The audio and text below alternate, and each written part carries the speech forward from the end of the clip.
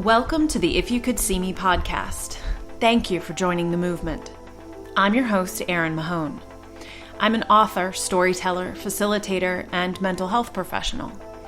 I like to talk about big things, ask difficult questions, and challenge the ways in which we perceive ourselves, one another, and what's possible in the world.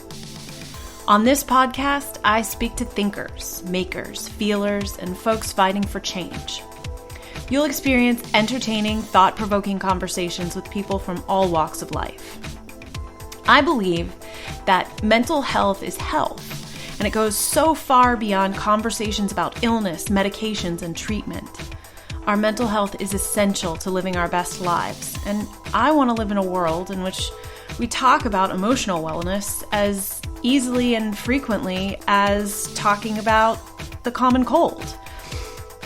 We aren't there yet, but I believe we can be. When I set out to create this thing, I had no idea what I was doing. Just that I wanted to share my story and I hoped I wasn't alone. I've discovered that so many people need to find solidarity. They need to know they aren't alone. Well, I'm here to tell you, you are not alone. We can have these difficult conversations in the light of day. We can laugh, joke, and get serious about making change. I've tried to create multiple entry points within this movement, and I hope you will take some time to check out all of our resources and consider sharing your story on our website, ifyoucouldseeme.com.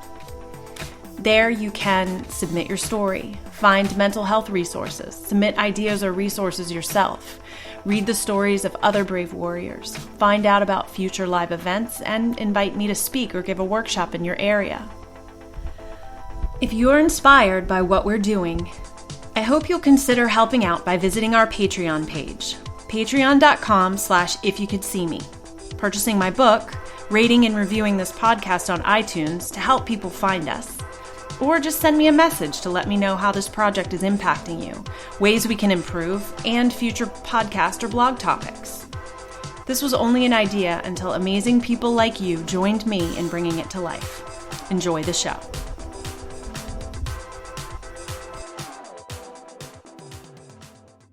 Welcome, everyone. My name is Erin Mahone, and I am the teacher and creator of the ReStory class here at Life in 10 Minutes. I am a storyteller myself.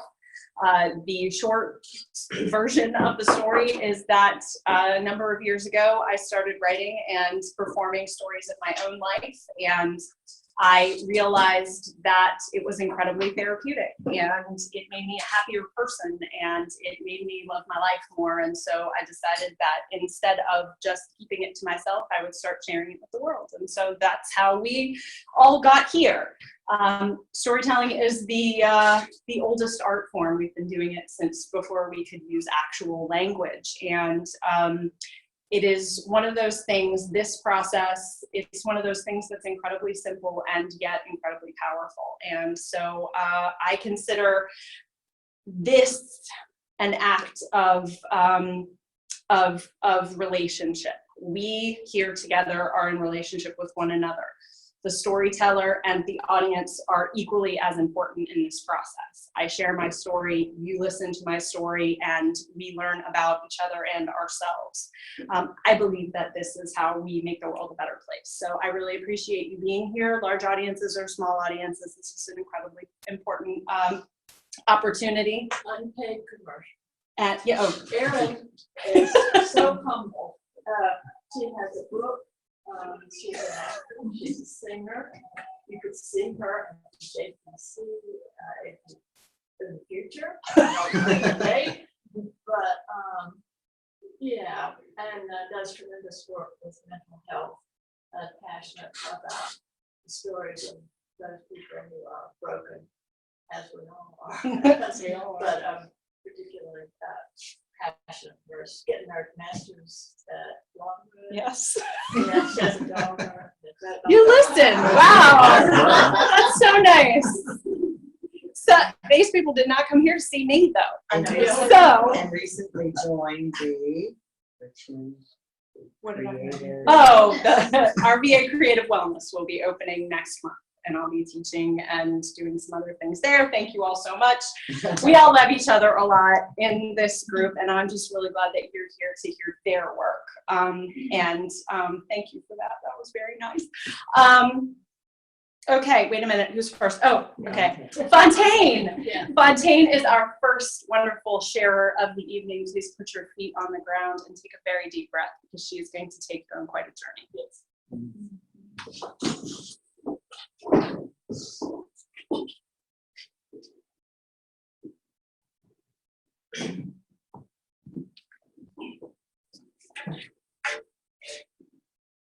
I've titled my story, My Trip to Auschwitz. The summer I was 13 years old, I was admitted to MCV Hospital in downtown Richmond. I had a severe pain in the lower right side of my abdomen, and the doctor decided to keep me overnight for observation. While there, my father brought me a book, The Diary of Anne Frank. He knew that I loved to read, and confined to bed, this was a good choice. It was easy to relate to Anne Frank because of our similar ages. I was intrigued by her descriptions of time spent in hiding, and yet very saddened to know the outcome of her short life. Thus began for me a lifelong interest in Jewish people, their culture, religious practices, and rich history as the chosen people of God. Over the years, I became friends with many Jewish folks and learned about their traditions. One Orthodox family we knew quite well invited us to many of their religious traditions and holidays. Performing with an Israeli folk dance troupe for a few years deepened my connection with Jews. The words of the songs we danced to, coupled with the meanings of the words, made rich melodies for us. I made a prayer shawl complete with the knotted fringes called tzitzit and an embroidered Star of David for a deeply devout friend. In 2011, I was offered a chance to go to Krakow, Poland. My daughter Jessica lives in Prague and works at a university. She was planning to chaperone students on a trip to Krakow and invited me to come along. I decided to go and fulfill a dream of visiting the concentration camps at Auschwitz. On the guided tours, I saw firsthand the images, artifacts, and conditions I had read about and thought of for so many years.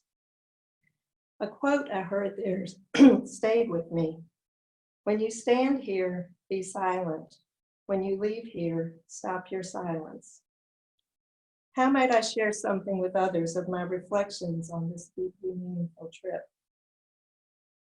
I had heard of a type of poem, a sestina, which uses a strict pattern of repetition of 6 end words of the first stanza and includes them throughout the remaining 5 stanzas. The final 3 lines include all 6 recurring words. In place of a rhyme scheme, the sestina relies on end word repetition to effect a sort of rhyme. Using my journal notes from visiting Auschwitz and Prague and some of Prague's history, I set about writing a poem. These are some of the people and places I referenced in the poem, which will help your understanding. St. Maximilian Kolbe, a Polish Franciscan monk, hid some 2,000 Jews from Nazi persecution. Later, imprisoned in Auschwitz, he offered his life for another man who had a family. That man survived and lived to be 94 years old. Jan Palach, a student when the Soviet Union invaded Czechoslovakia, made a suicide pact in protest with other students. He set himself on fire in Wenceslas Square in January 1969. Václav Havel, a Czech dissident playwright who was imprisoned many times, led his countrymen in the nonviolent Velvet Revolution in 1989 to bring down the country's communist regime. In massive, quiet demonstrations, all of the men took to the town square, jingling their keys, to signify support and the end of communism. Havel was subsequently elected president of the newly democratic Czechoslovakia. The Prague metronome is a giant functional metronome overlooking the city center of Prague. It stands on a giant pedestal left vacant by the destruction of an enormous monument to former Soviet leader Stalin. A popular pastime for proggers is to throw their shoes over the guy wire that holds the metronome in place. The 6 inline words you will hear appear in a different order for each of the 6 stanzas. The words I use to construct my poem are yellow, alone, simplicity, shoes, walking, and life. So here's the poem. I visited my daughter in Prague in my graying years. I visited my daughter in Prague in the fall amongst the leaves of yellow. In my graying years, adventurous still, my journey taken alone.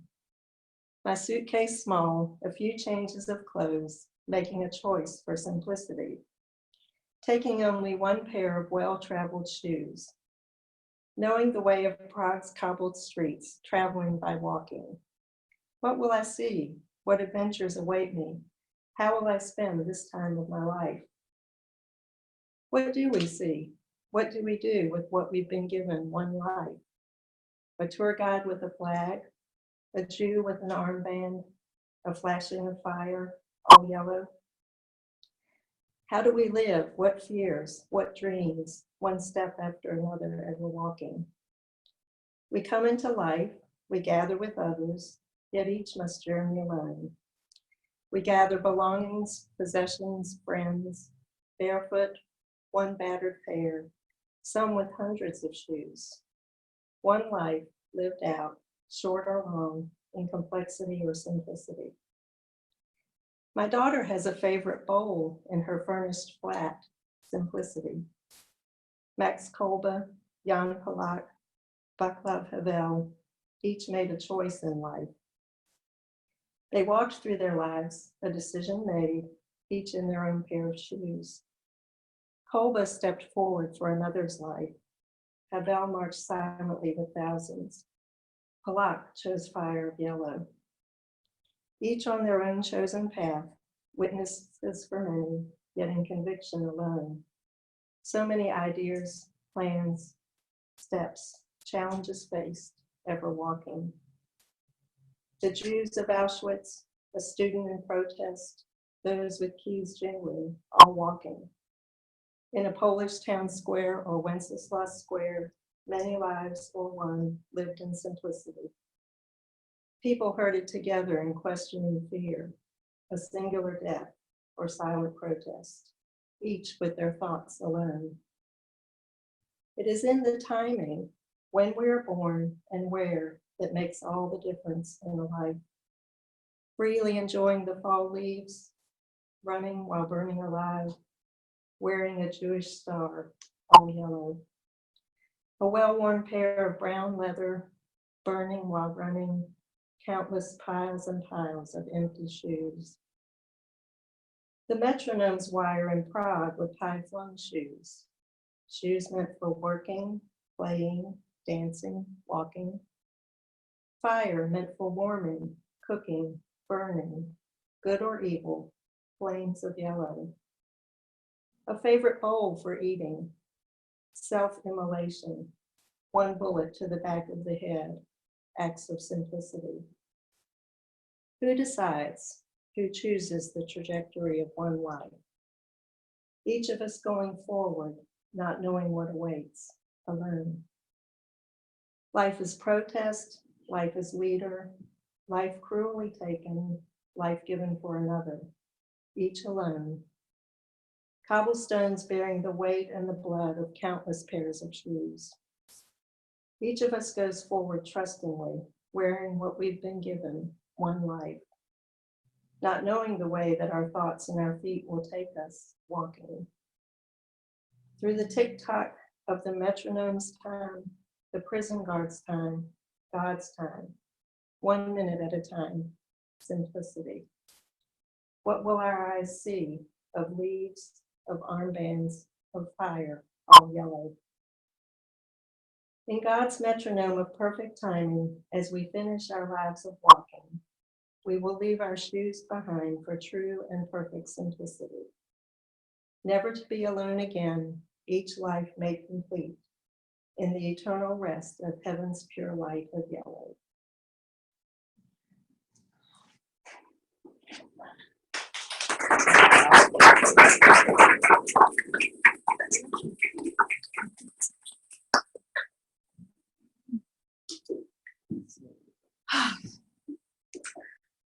Fontaine has taken every single class that I've taught here so far, and she came with a set of goals, and she keeps adding to her goals, and she keeps achieving all of those goals, and she has this very quiet spirit, but she has become an incredibly powerful storyteller, and that is epic. That's on a whole nother level, and I just thank you so much for writing it and for sharing it with us.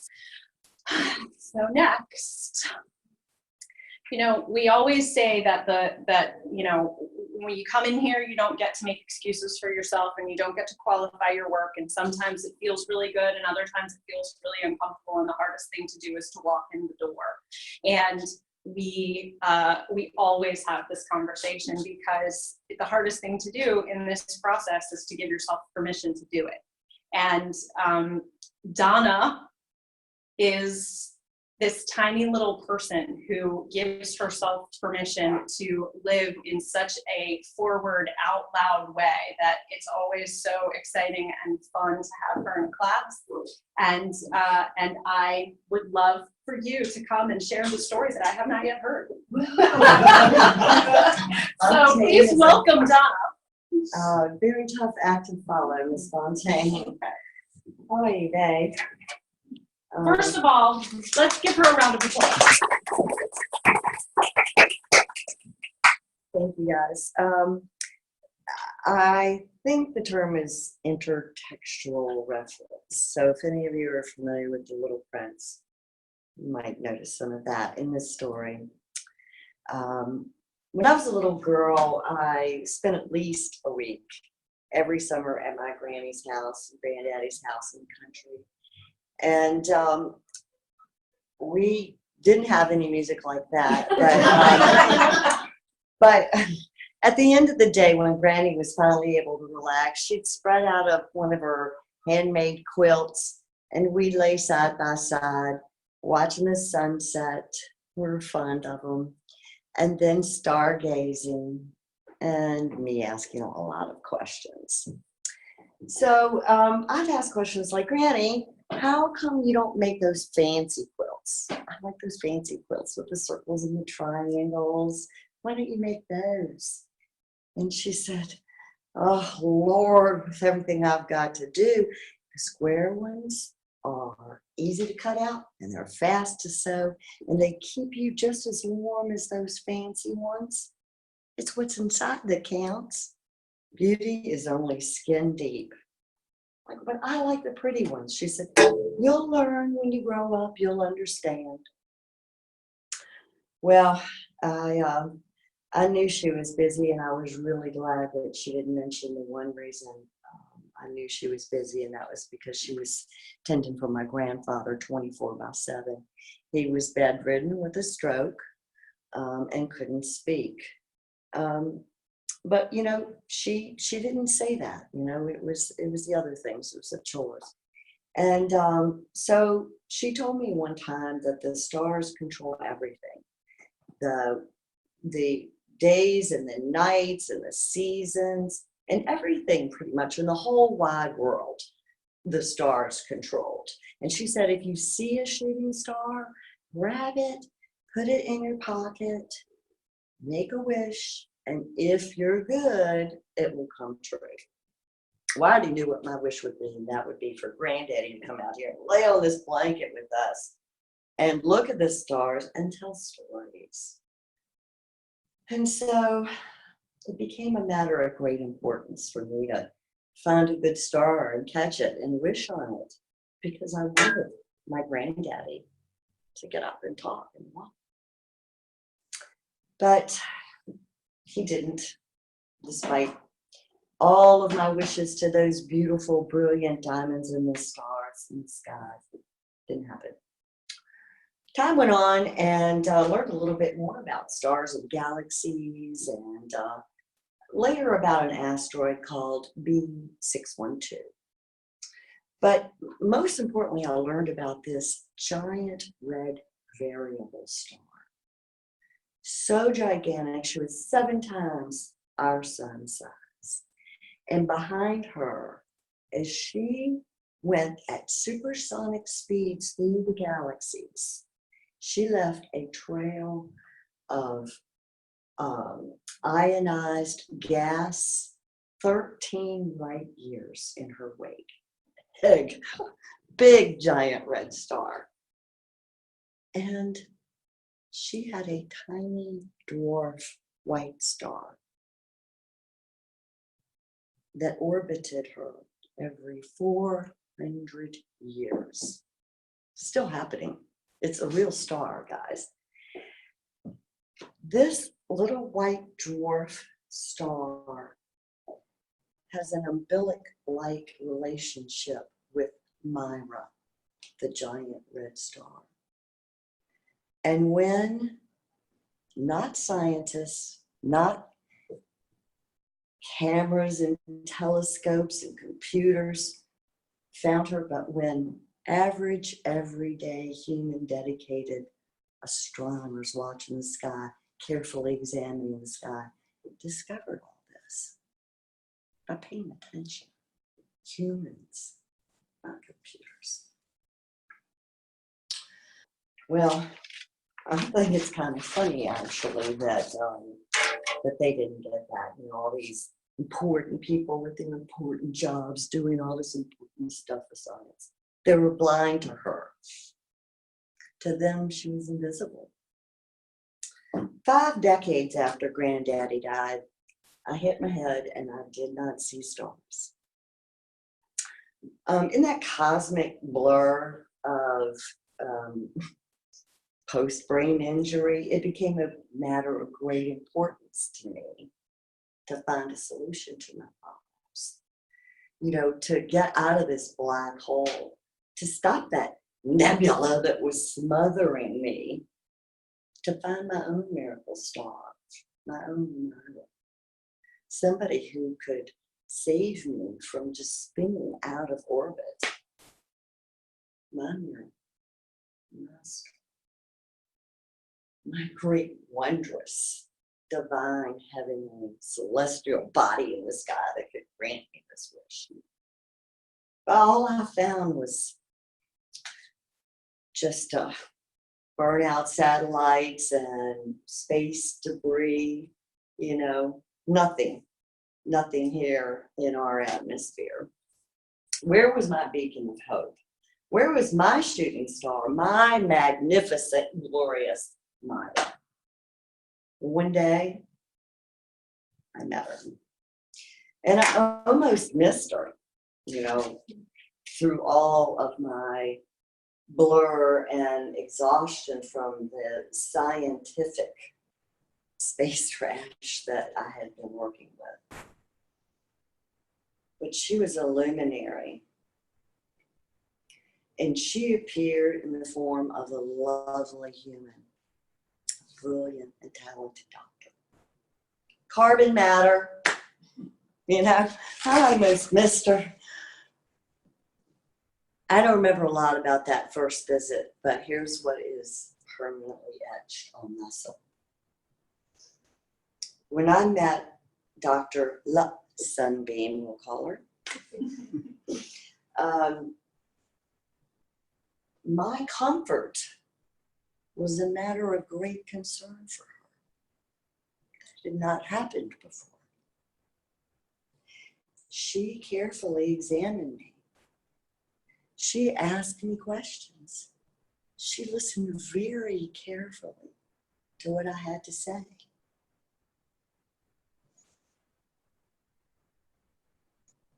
She took my hands in hers and held them.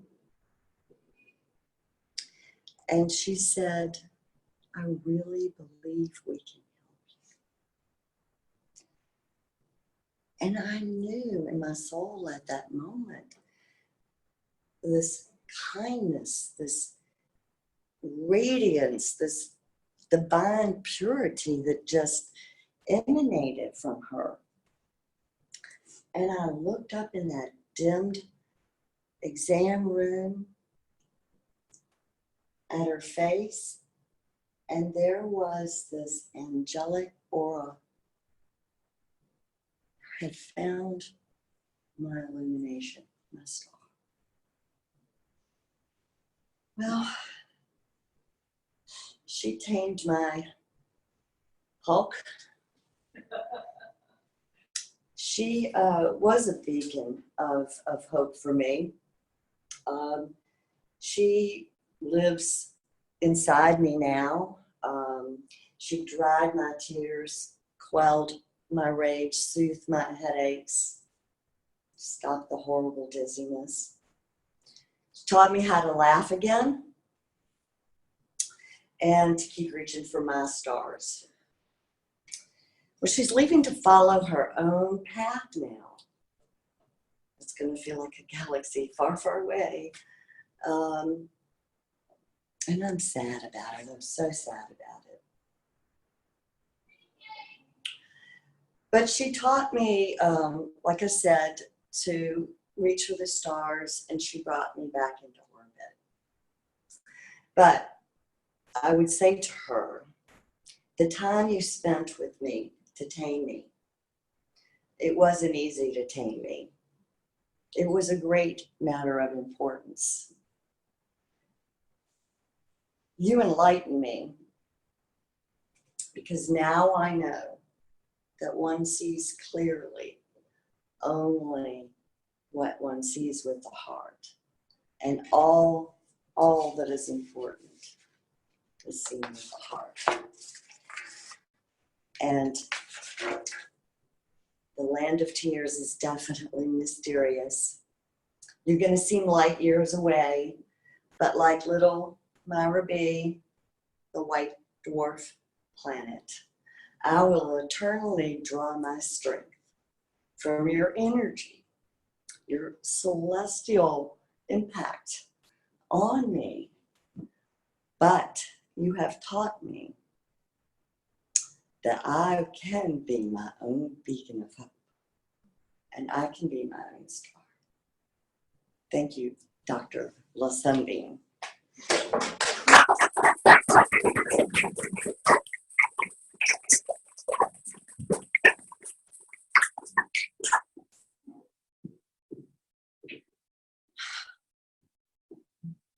So it's so amazing to me to hear bits and pieces of things all throughout the time that we have together.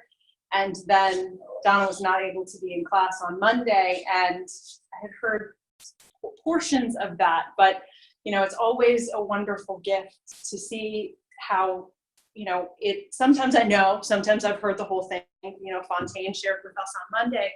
It's so amazing to just get that gift and to be listening and to just go, where are we going?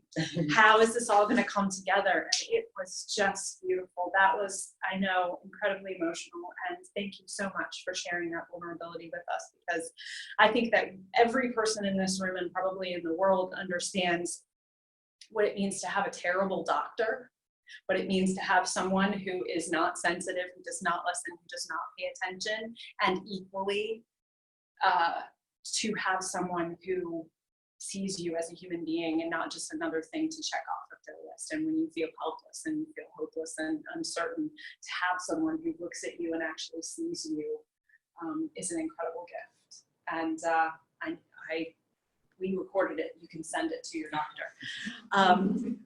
Okay, so thank you so much, Donna. So next to the stage, we have the lovely and talented Miss Deb.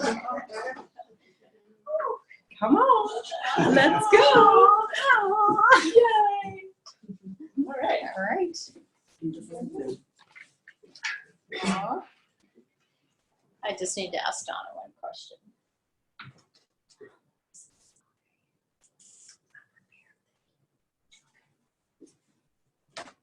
Okay. So welcome and thanks for coming. This is my story of my coming of age, my AARP age. It hasn't always been a graceful journey. I haven't embraced growing older as some do. I think the reason that I didn't think of myself as older is because I feel healthy, I'm active, and so why should I embrace my AARP age? Though there have been 2 times in the past that I actually dipped my toes a little bit in that AARP water. I heard Magic Johnson one time talking on the radio about how he signed up for AARP as soon as he turned 50. He said, I got my card. I want to get that discount that my age entitles me to. So I said, well, that's a good idea. I like having discounts. So I signed up that day and got my card. Then the next year when it was time to renew, I could put my husband on too. So I put my husband on, signed us both up, and guess what? All of our AARP literature comes in his name. It doesn't come in my name, so it's not me who's AARP, is it? Somehow I'm not aging, still fooling myself. Then the second time, it was really brought to light, hey, I am over 50. I was in a car accident, and I was in the back of an ambulance. They were taking me to the hospital, and the medic called the emergency department. He said, I'm coming in with a 53-year-old woman. And I said, who is he talking about? That's what I was thinking in my head. Who could that possibly be? It's just the 2 of us in this ambulance. And then I was like, oh my God, that is me. I am 53.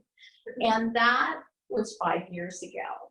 So for some reason, once I got to be 50, I don't know why, I just kind of blocked it out. Never, ever thought about that I grew older each year. Didn't care if we celebrated my birthday or not. So I wondered, why in the world have I fought this aging mentally and emotionally? My body's aging, but I feel like up here now I'm not aging. So I thought, well, maybe it's because I'm a baby boomer.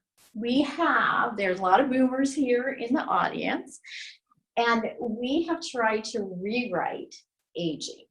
No, we are not getting old. We're going to be active. We are going to eat right.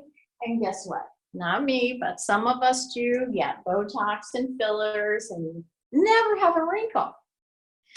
So I thought, okay, maybe it's just that baby boomers thing, and I know so many people who don't want to age. Or it could be, I still hear it in the back of my mind, is my father's voice saying, when you turn 50, it's all downhill. Everything starts to fall apart, your body wears out. So I was thinking, well, I'm feeling okay. I don't feel like I'm falling apart. So let's just pretend I'm not 50. But I do have to clarify, my father, who is 80, is still comparing his 80-year-old self to his 30-year-old self. So he hasn't. So maybe it is genetic that we just don't embrace. So I felt like I'm feeling alive. I don't feel like I'm falling apart. My mind, my body hasn't reached that falling apart point, though chronologically I have, according to my dad, because I'm past 50. So I stayed on that merry little path, ignoring the fact that I grew older each year. Then, quite literally, a bump on the head brought me to a screeching halt. I was running June 23rd, 2018, so just this past June, and I was running along on the sidewalk, and I had, because occasionally I am a little bit of clutter, and I fall. 2 years ago, I had kind of a bad fall, but I injured my shoulder, and I still have a scar there. And I'm thinking, as I'm running, this is really great, and it was almost in the same place. I haven't fallen for 2 years. I am doing good. And the next thing I know, I trip, I fall. And because I'm a nurse, I tried to break my fall. I really did not want to hit my head. I put my arms out. I ended up jamming up my shoulders, bruised. and cut on my hands, my knees. I had a big bruise on my abdomen because I fell on a rock, but unfortunately I did hit my head. So we had something to do that day. I went about and did it. My husband wanted to take me to the hospital. No, I'm not going.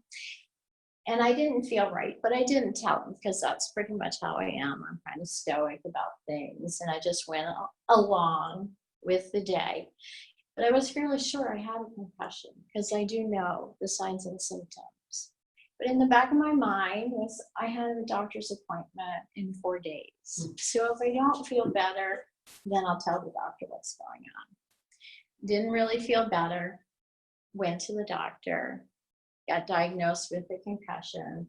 And he told me, he said, you know, you're lucky this time. And he said, you aren't that injured, but you should have listened to your husband and gone to the doctor. So what I really thought about, though, when he told me that, since I am a nurse, I thought, you know, 5 years ago, if I'd fallen and done this, I probably would have been fine. But then I started to think, as we age, even if you feel healthy, you're mentally alert, our bodies do become more fragile. So I started to realize exactly how lucky I was that it was just a mild concussion, that it hasn't taken me that long to clear things up. But I realized it was time for me to get off of my female pure pan light and embrace life. I needed to stop waiting for that perfect moment to do everything. Oh, I can't do this, I can't do that. Even tonight, I was like, I've had major league writer's block, and I was like, I'm almost gonna call Erin and say, I don't feel good. Don't come, Allison. So I need to let go of the fear of growing older, and I really see that bump on the head as a blessing. And I was lucky enough to feel well enough to go to a 2-day adult summer writing camp this summer, actually here. And Valley had us go, we went around the room and we told something. She wanted us to say something that we'd always wanted to do but never did. And so what I told everybody, it just like popped into my mind, and I hadn't thought about this in years. I wanted to be a clown. When I graduated from high school, I wanted to go to clown college. And I wanted to go down to Sarasota. And I wanted so badly to be a clown. My father was like, absolutely not. That is the most ridiculous thing in the world. You are not being a clown. So I went off to college, started out as a biology and chemistry major. I had dual majors and then went into nursing. So I never became a clown. I don't know if I will ever become a clown, but just bringing that back up reminded me of what I thought was possible as a younger person. And knowing now that there's so many possibilities, just because you're a certain age doesn't mean you can't do something. So what have I learned from this? That I don't have to be everything to everyone. It is time for me. It's okay to have a bad day. Sometimes just string a few bad days together. Life is not perfect. Can't always be happy. That's part of life, and we really learn from our failures and the bad times versus those good and happy times.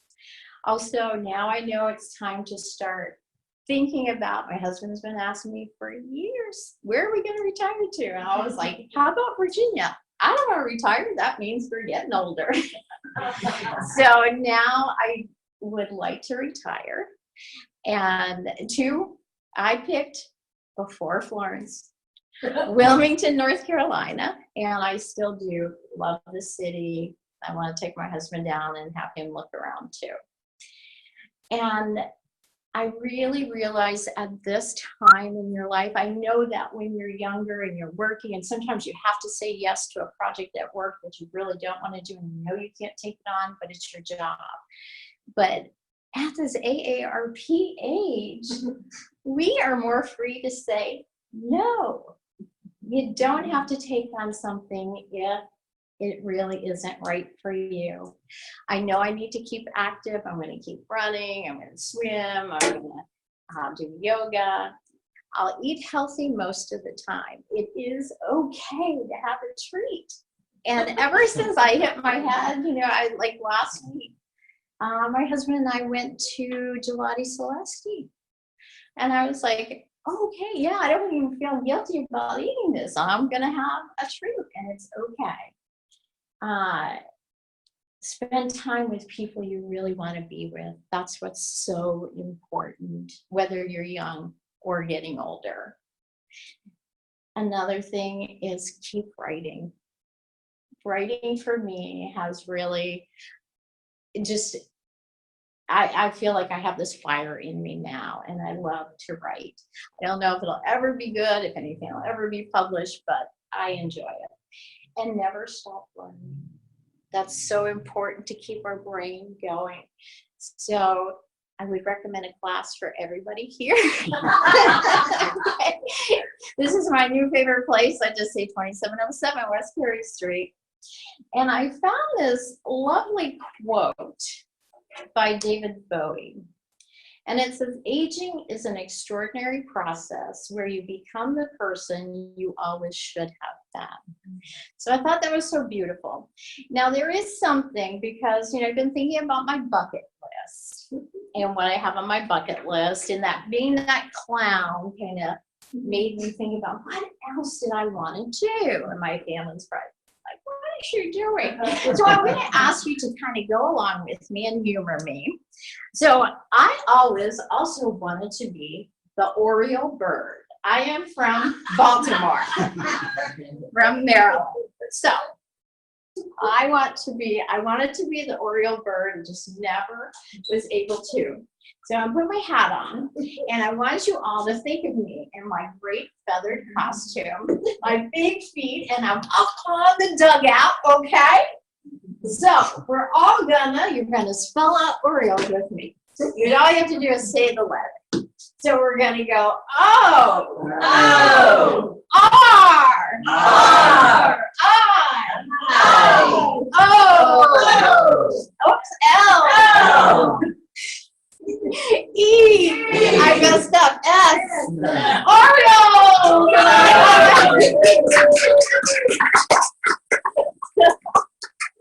So then I got that off my bucket list. I'll pretend that since I performed for you all that I was the Oriole bird. Oh, so, I know. That's it. So I just thank you so much. It's so great. Oh, I love it so much. Oh, next time I need a clown. Now I know who to call. Or a mascot. I need a mascot all the time. So, next we have the lovely and talented. Do I know what you're going to say? No, you kept it a total secret, didn't you? No, but it's really kind of weird because I promised them that we haven't talked. You haven't. Well, Okay. because it's uncanny. Awesome. I wanted to be a bird.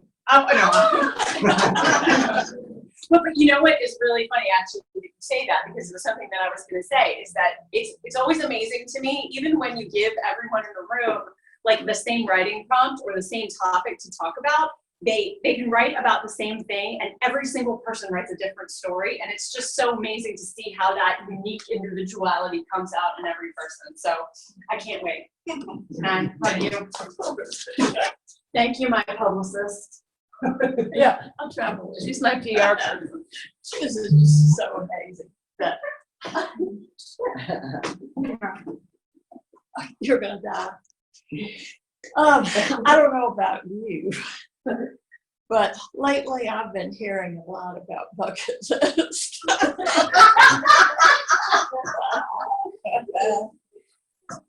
Have you heard about it? Have y'all heard of bucket list? Have you thought about making your own? And I know you have.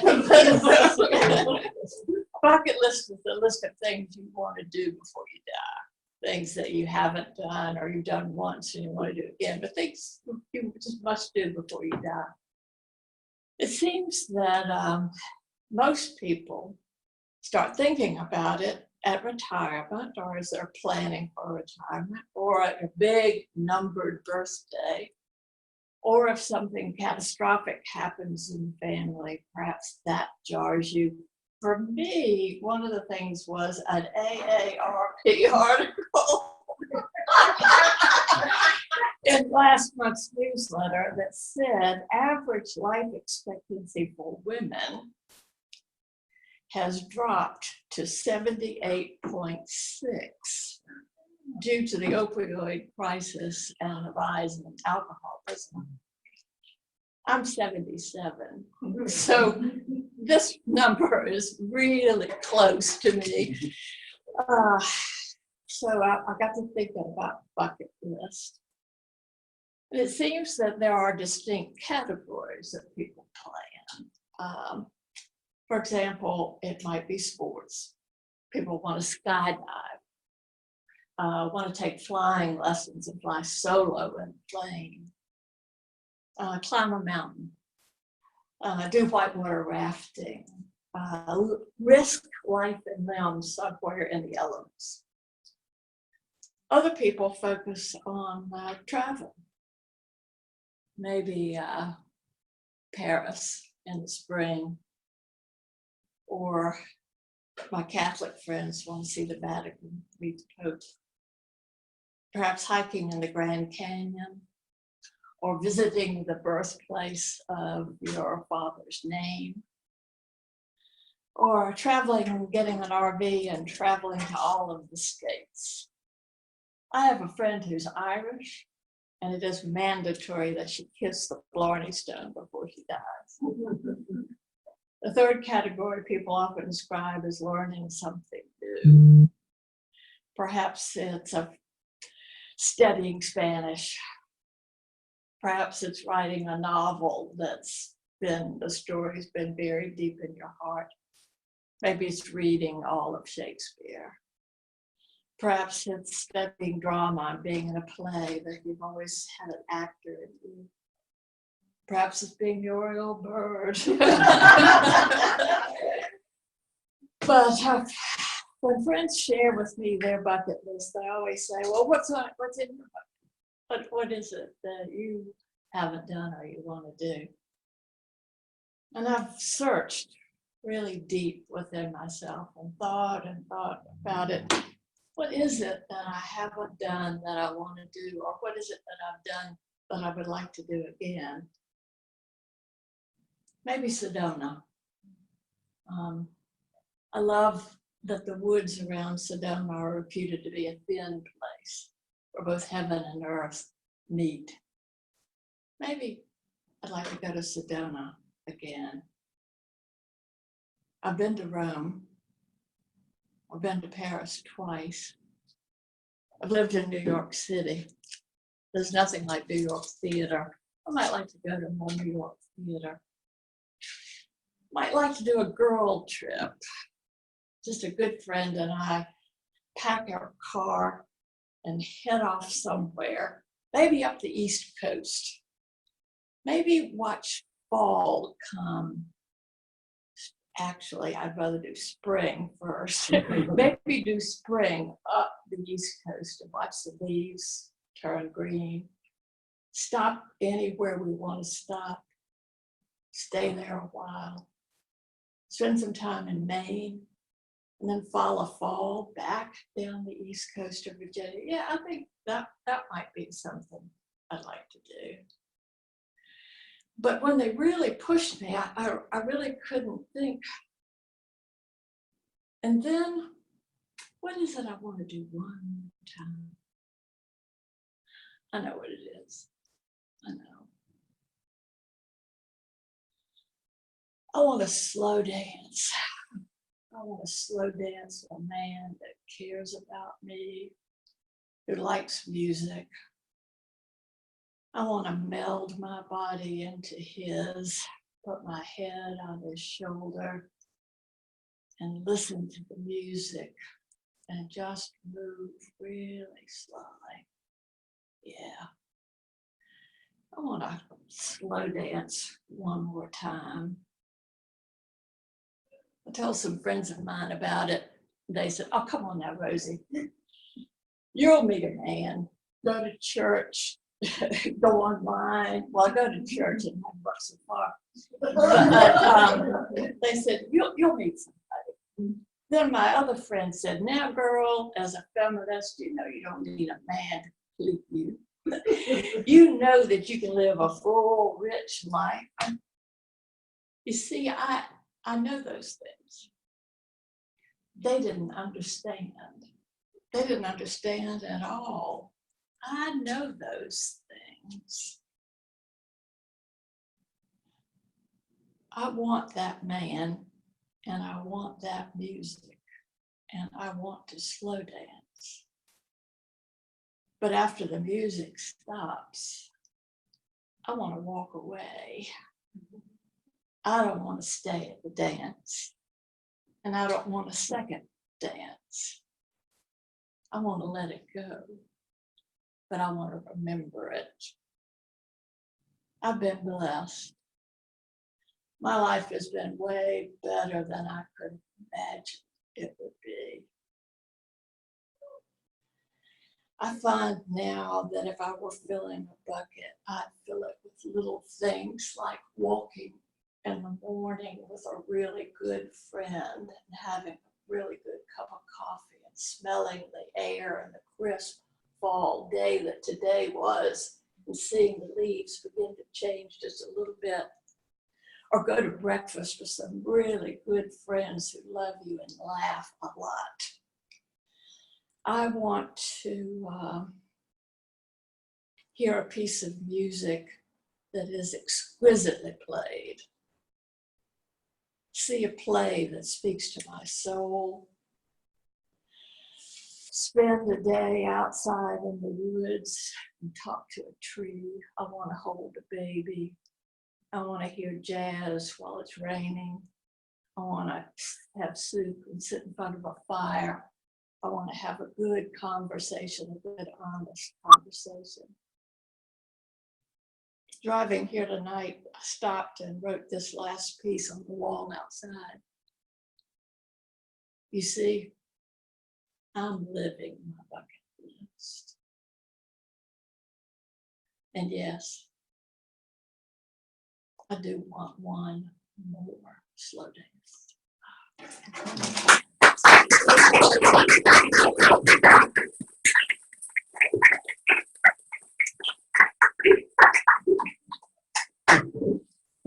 Ladies and gentlemen, can't teach that. No, sorry. I often say that I would like for Rosie to narrate my life. I just want her to walk behind me and use that voice. As Aaron walks through the door, Aaron takes a bottle of water out of the refrigerator. Aaron washes a bowl. Doesn't matter. It just all sounds better in your voice. Thank you so much. Well, love all these people so much. And on Monday in class, I probably had mascara all over my face. And on Monday in class, it was unanimously agreed upon that Jerry would close our show because Jerry should close every show. And so, ladies and gentlemen, please welcome Mr. Jerry Long.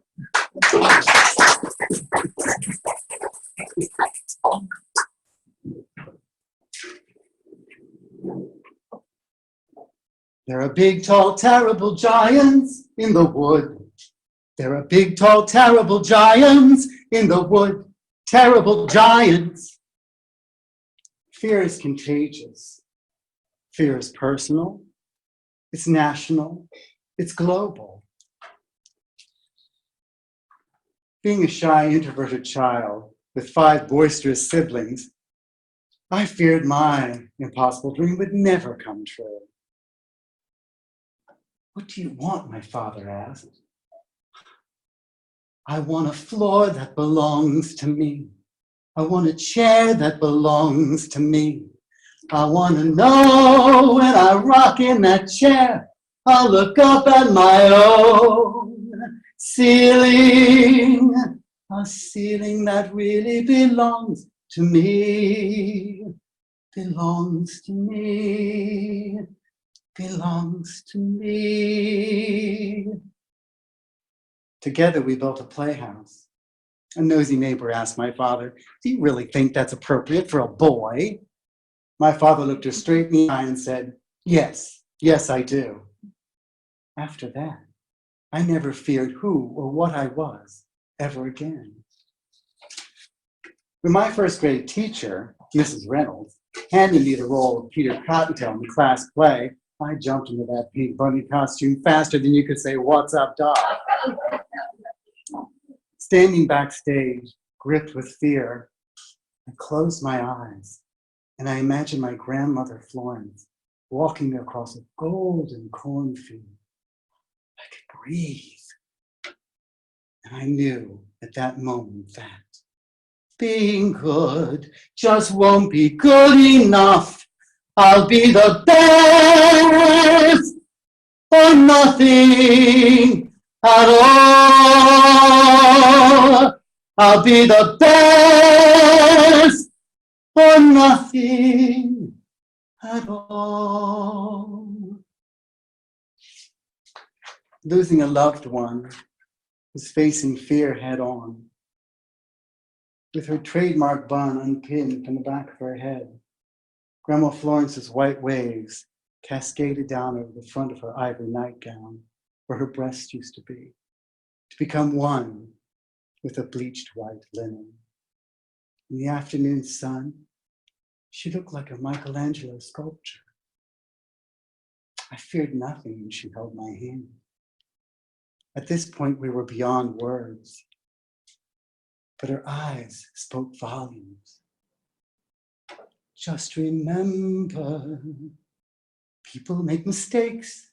Fathers, mothers, people make mistakes. Holding to their own, thinking they're alone. Everybody's terrible mistakes, everybody makes. But remember, no one is alone. Truly, no one is alone. My bipolar mother could strike fear in the heart of Genghis Khan. Every day a little death, in the parlor, in the bed, in the buttons, in the curtains, in the silver, in the bread. One Sunday, she stabbed my father in the leg in a rage. I handed him a tea towel, and he tied a tourniquet and held her until she calmed down. He walked where angels feared to tread.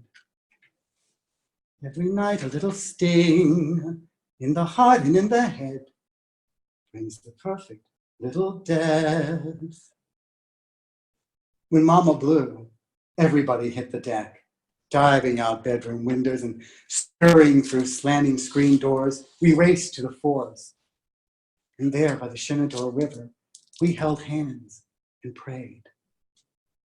When you wish upon a star, doesn't matter who you are. When you wish upon a star, your dreams come true. Our dreams came true in a prescription of Valium from my mother. Black, brown, white, yellow, beige, red. We all fear different. The first Black person I came face to face with was a convict they sent to repair the streets in our all-white neighborhood. They smell like tar, I whispered in Grandma Florence's ear. She looked at me sternly. It's the tar that smells like tar, chicken. You've got to be taught to hate and fear. You've got to be taught year to year. It's got to be drummed in your dear little ear. You've got to be carefully taught. When we got home, she made me draw 2 hands shaking and color one brown.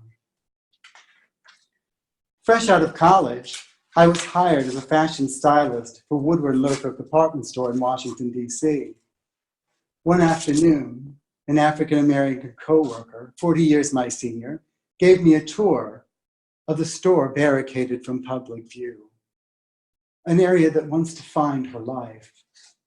There, on the peeling painted walls, above the dusty archways, ghostly silhouettes of letters long ago removed remained.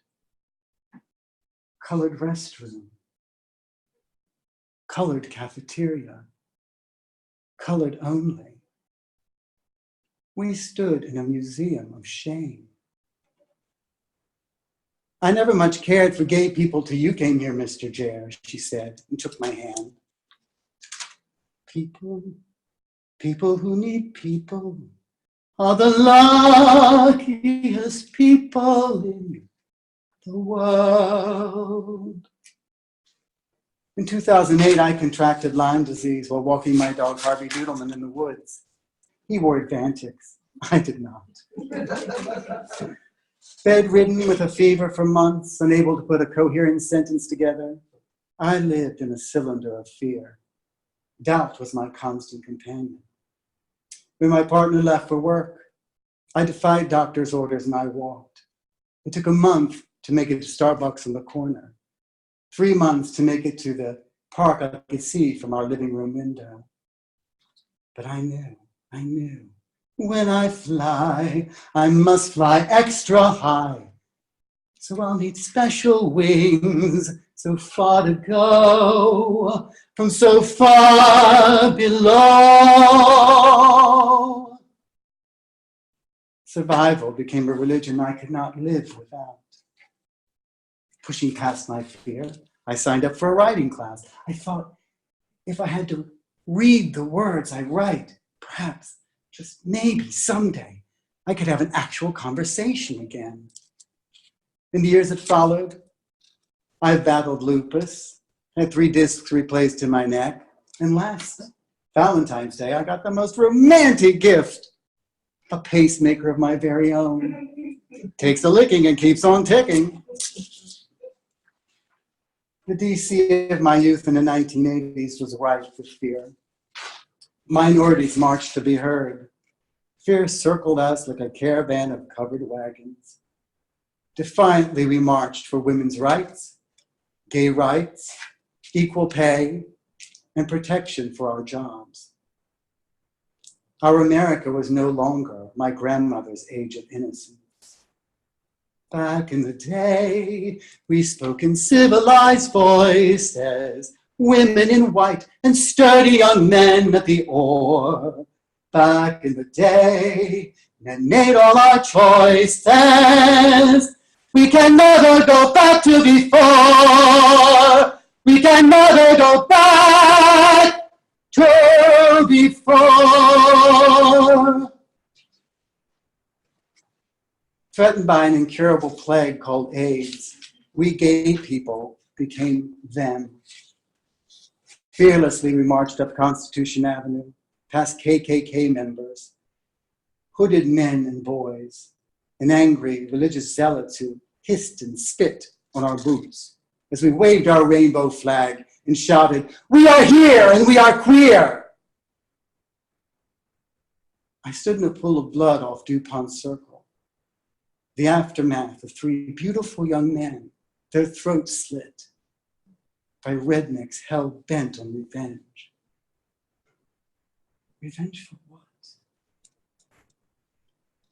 We were bullied, beaten, some of us within an inch of our lives. They're getting what they deserved, the Reverend Jerry Falwell said. It was difficult to find God in the houses they worshipped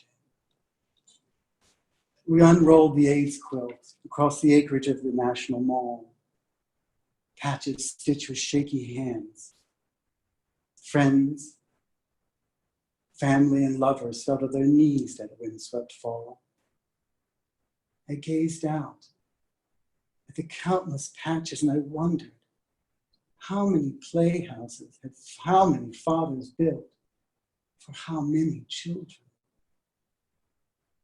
Not a day goes by, not a single day, but they're still somehow part of my life, and it looks like they'll stay till the days go by, till the days go by, till the days go by.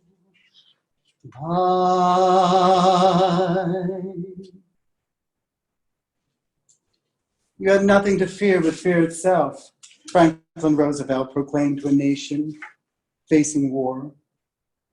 Gay people need not worry, friends tell me. You're protected by the law. Are we safe? Is anybody safe? Are you safe? During the Second World War, our government rounded up Japanese Americans into camps because they feared they were spies. When immigrants risking life and limb for the American dream arrive on our shores only to be separated by their children who are put in cages and sometimes sent back to the hell they escaped from, should we feel safe? When white supremacists worship at the foot of monuments to war criminals, people who divided a nation, should we feel safe?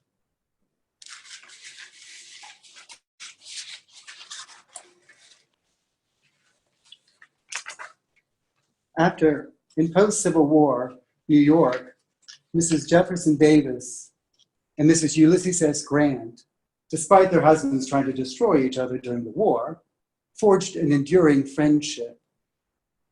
They cast fear aside and became an American dream team.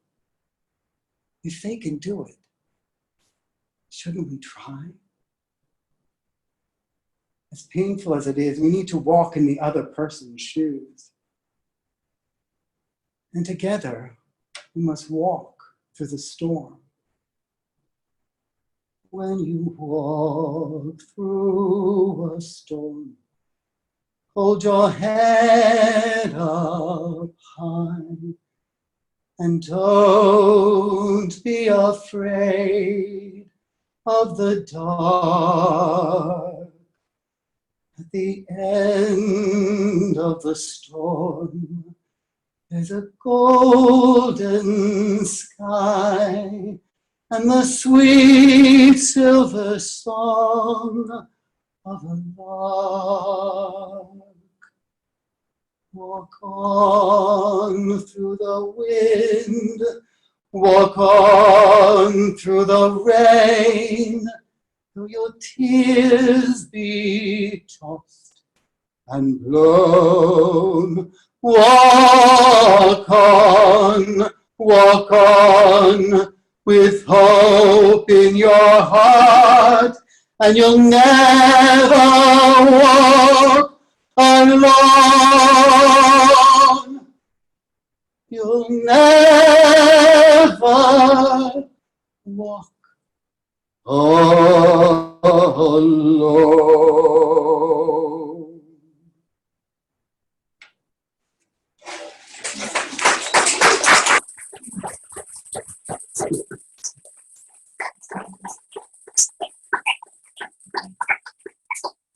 Keep telling him we're waiting for his one-man show. So, whenever you're ready. It's already written. I mean, seriously, right? So are you encouraging him as well? Okay, we're gonna make it happen.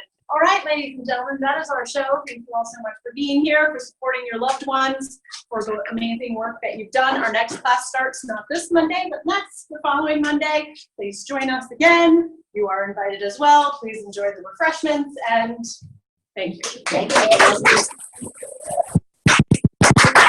All you guys. Thank you. Thank you. All right, have fun. Bye. So